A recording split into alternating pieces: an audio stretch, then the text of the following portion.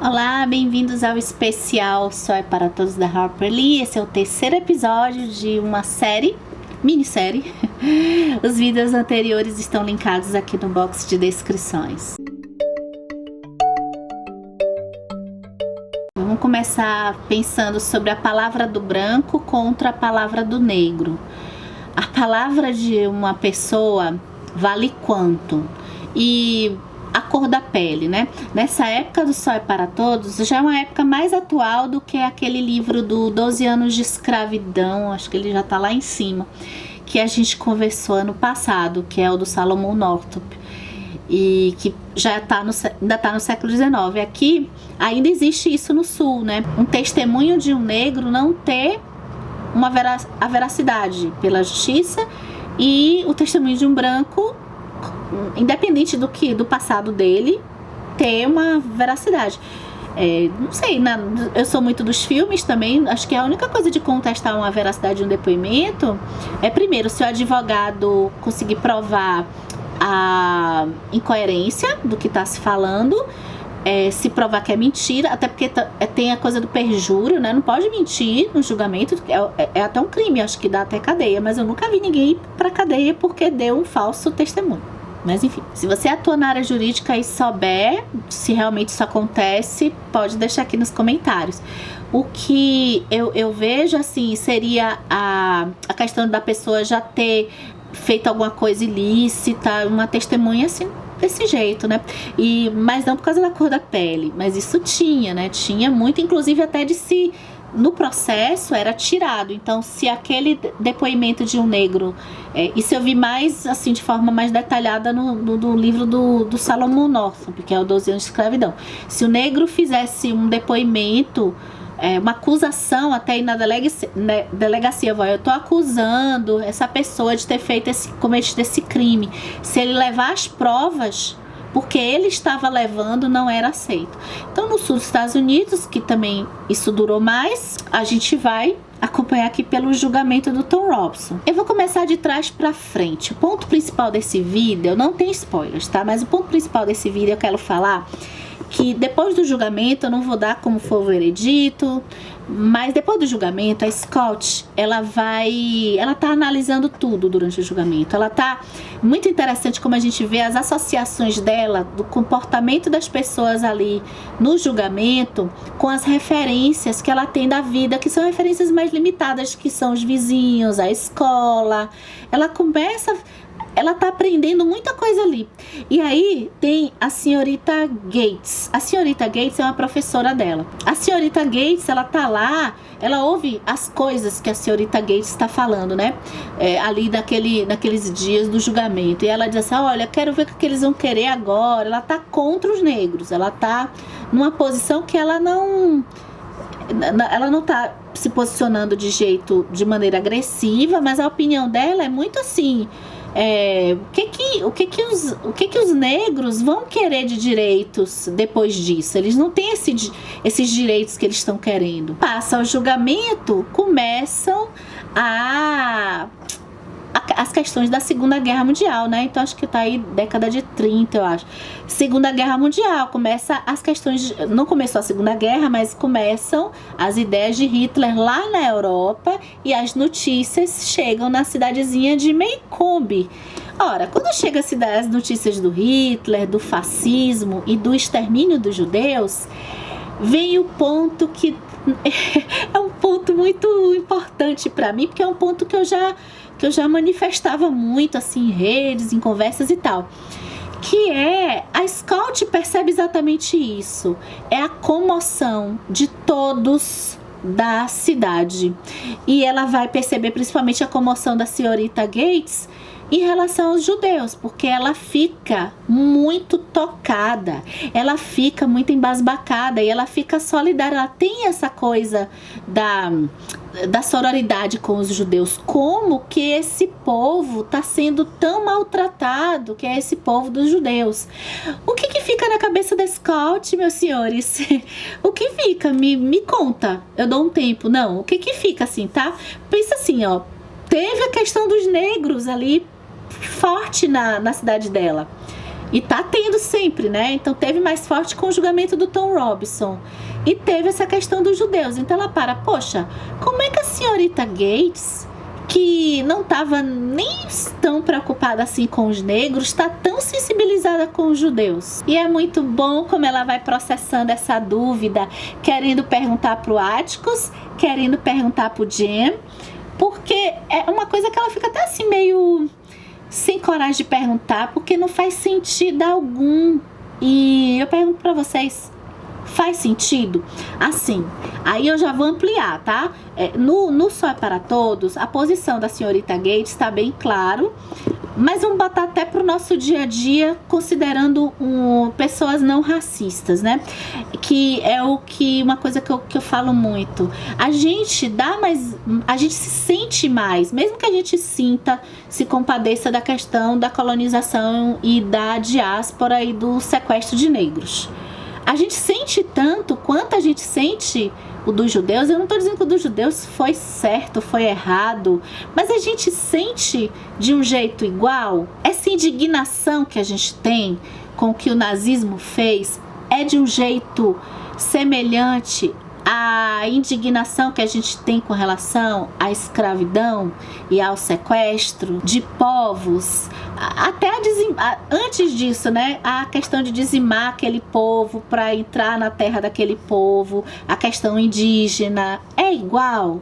Ou a gente, de certa forma, normaliza, eu acho que existe essa palavra, normaliza mais essa questão de colonização indígena e a diáspora, a gente normaliza um pouco mais, já como no caso dos judeus, né? Uma coisa que eu falo até aqui, acho que muito por conta da língua, né? Língua é poder.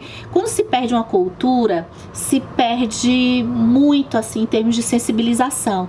Os negros perderam muito, quer dizer, eles mantêm a cultura, mas também são silenciados, a cultura deles é dita como inferior e tal. A dos judeus parece que é mais próxima a nós. E aí eu acho que talvez role uma sensibilização maior. Atticus tinha razão. Uma vez ele disse que a gente só conhece uma pessoa de verdade quando se coloca no lugar dela e fica lá um tempo. A partir desse momento do vídeo eu vou dar spoilers. Então, tchau, obrigada, valeu você ter acompanhado essa série. E você que leu ou que não se importa com spoilers, pode continuar. Depois do julgamento do Tom Robinson, a gente tem que conviver com facada no nosso peito, que a gente tem que conviver com a injustiça. Agora, eu acho assim, eu vi aqui, de certa forma, assim, algumas coisas. Primeiro, o Jim, ele é quem tá mais revoltado com a situação toda. É interessante como que a Scott, ela faz um movimento mais de controle, de aceitação, muito por conta da visão dela, da idade dela, apesar dela ficar muito indignada. O Jim, talvez aí pela idade, entrando na adolescência, ele já começa a perceber a realidade da vida com uma revolta maior, e o que não é das duas formas, né? Scott, acho que por uma questão de educação, acho que ela vai no processo educacional dela se humanizando em favor dos negros e da diferença, de um jeito mais de querer entender no ponto das ideias, né? No mundo das ideias. O Jim, eu acho que como ele até já sabe muito mais até malícias do mundo das ideias, malícias do mundo dos homens, assim, ele já fica naquela fase de revolta, que eu acho que muitos de nós passamos quando a gente percebe algumas coisas da vida, que a gente descobre desde lá de que Papai Noel não existe, sabe, essas descobertas assim, de que olha, as pessoas, Rousseau e Hobbes, quando a gente começa, o homem nasce bom, porque tudo funciona, se você fizer o bem, vai receber o bem. Quando a gente nota essas coisas, assim, as injustiças ao nosso lado, principalmente, a gente, muitas vezes passa por um momento de revolta, e eu me identifiquei, assim, muito com o Jim, assim como eu me identifiquei com a Scott também, nessa percepção de mundo que ela ia tendo.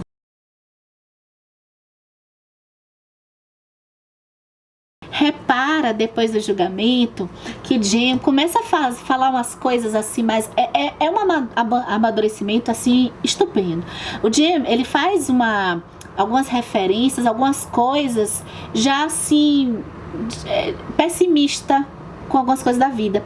E a que me chamou a atenção foi com relação ao palhaço. Na minha edição é a página 269, que ele fala que os palhaços são tristes, que quem ri deles são as pessoas. Você está se confundindo, Jill.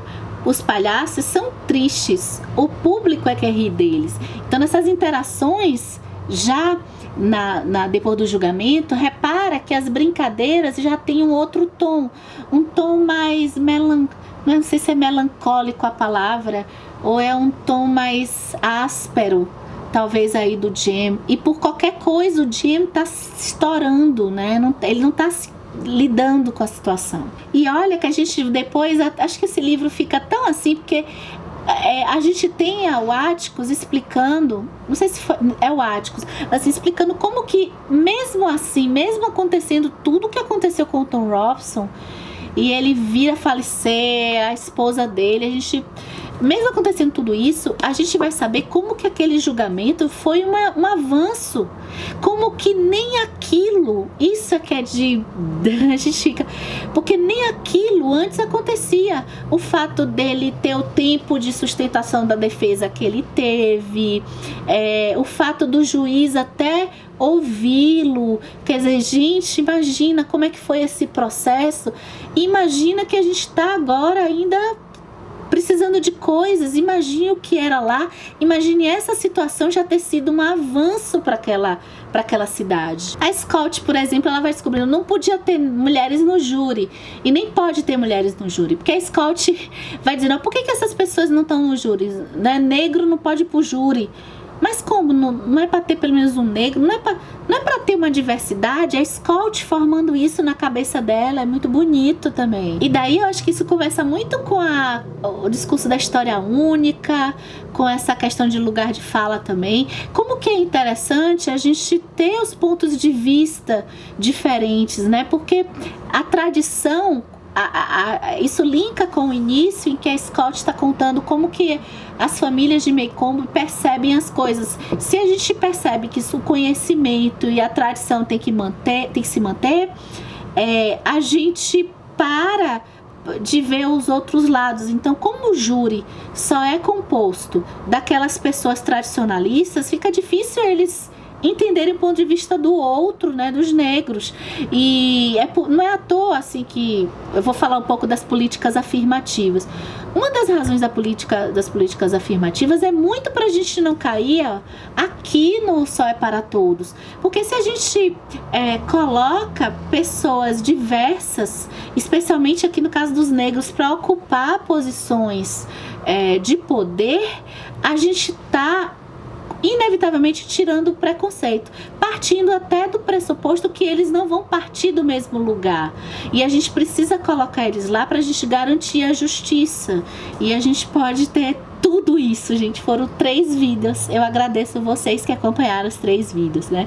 Os 3 vídeos de O Sol é para Todos. Eu continuo sempre querendo discutir esse livro, ainda que esse vídeo seja visto no futuro, porque eu acho que esse livro ainda vai ser muito atual pra gente, ainda que, vamos supor, que a gente atinja o que a gente deseja em termos de igualdade. Eu acho que a gente tem que se lembrar do que foi, a gente não pode perder contato com a nossa história, e por isso eu acho que esse livro ele vai continuar, sim, sendo importante.